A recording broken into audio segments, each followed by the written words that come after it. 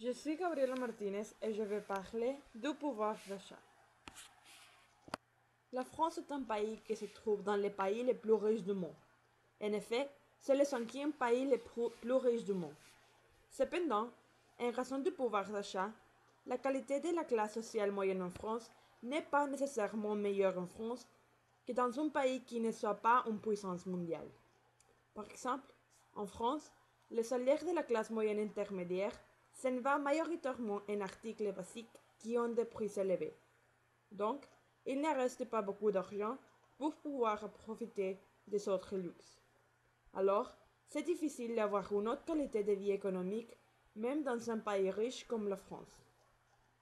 La classe moyenne est le groupe social qui est situé, selon le niveau de vie, au-dessus des classes pauvres, mais en dessous des classes assises. La classe moyenne est aussi divisée par classe moyenne inférieure, intermédiaire et supérieure. La classe moyenne inférieure est la classe dont les personnes gagnent entre 1000 et 1800 euros par mois.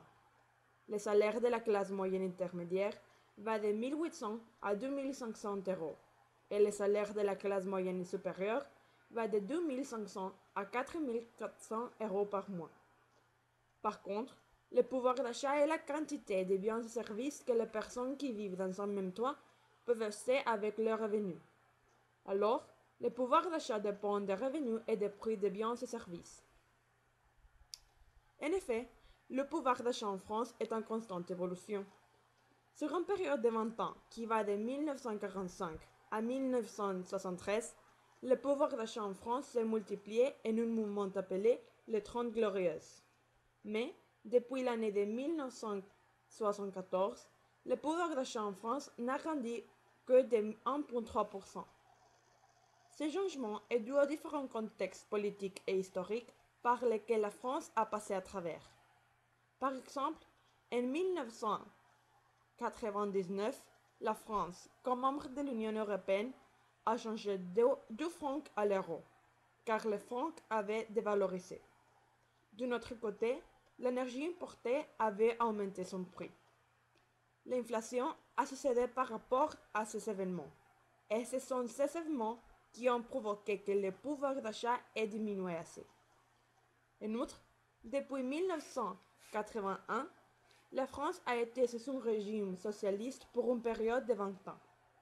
Cette période a commencé avec François Mitterrand qui, en voulant diminuer le chômage, l'inflation et les problèmes de pouvoir d'achat, a créé une relance populaire dans laquelle il y a eu une revalorisation des salaires et prestations sociales, qui avait comme but réduire le temps de travail par semaine et l'âge de la retraite. Dans les années qui ont suivi, la gauche n'a pas su s'adapter à la mondialisation et au progrès européen. Alors, il y a eu des tensions sociales. Actuellement, il y a des possibles solutions qui sont proposées pour les élections de 2012. François Hollande, fort candidat du Parti socialiste, propose de l'aide pour les zones défavorisées à s'installer dans les provinces sans être limitées aux patrons. Aide d'AGS pour garder ses travaux et garder une réforme fiscale. Nicolas Sarkozy, actuel président et candidat de la droite, n'a pas beaucoup de popularité due à l'inefficacité des courants résultats au pouvoir d'achat. En conclusion, on trouve que la France est un pays assez riche, mais parfois, et spécialement dans la classe moyenne, il est difficile d'avoir une qualité de vie économique avec une variété de services et de luxe lents.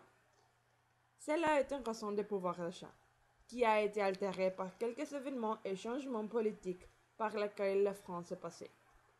Il y a des possibles solutions proposées par les candidats présidentiels pour les prochaines élections, mais il est difficile de prédire si les résultats des solutions proposées seront effectifs.